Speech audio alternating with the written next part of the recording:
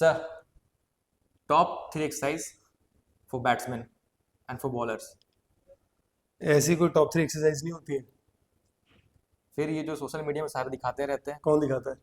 कि top three explosive exercise, top three exercise for sprinting. बकवास। ऐसे नहीं होता कि कोई भी टॉप 3 बना दी तुमने अपने आप ही।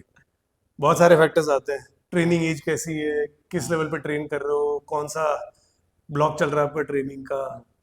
एक 18 साल का लड़का जो 5-6 साल से ट्रेनिंग कर रहा है, स्ट्रेंथ ट्रेनिंग कर रहा है, कंपेयर टू 25 साल का बंदा जो अभी शुरू कर रहा है। सो 18 साल वाला will be more competitive than the 25 वाला। सो अगर हम कराएंगे तो 18 वाले को ज़्यादा कॉम्प्लेक्स से ज़्यादा इंटेंस एक्सरसाइज कराएंगे।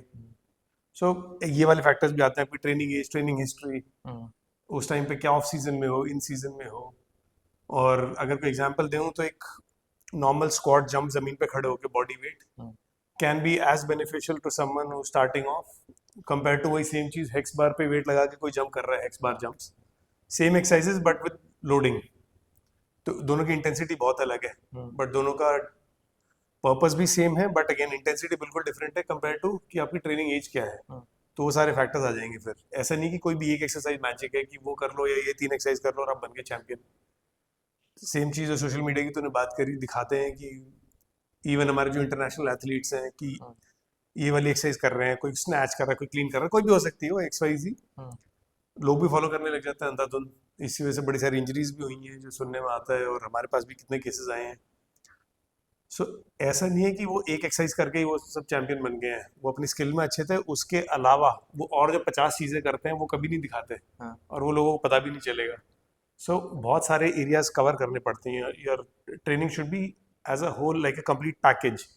बड़ी सारी चीज़ें उसमें कवर करनी पड़ती है। सिर्फ ये नहीं कि सिर्फ ये 2 एक्सरसाइज 3 एक्सरसाइज कर लिया और आप बन गए 140 की स्पीड के बॉलर, या आपने मार दिया 100 मीटर के छक्के। सो या इस तरीके से काम होता है।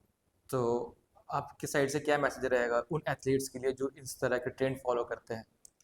जनरली ये बोलूँगा कि क्लिक बेट मत फॉलो करो हर चीज़ में, कि वो ये मैजिक पिल है, ये वाली 3 एक्सरसाइज कर लो तो आप इतनी तेज़ बॉलिंग कर लोगे, या ऐसी बैटिंग कर लोगे, या आपकी टेनिस में सर्व स्पीड तेज़ हो जाएगी, या गोल्फ स्विंग तेज़ हो जाएगा।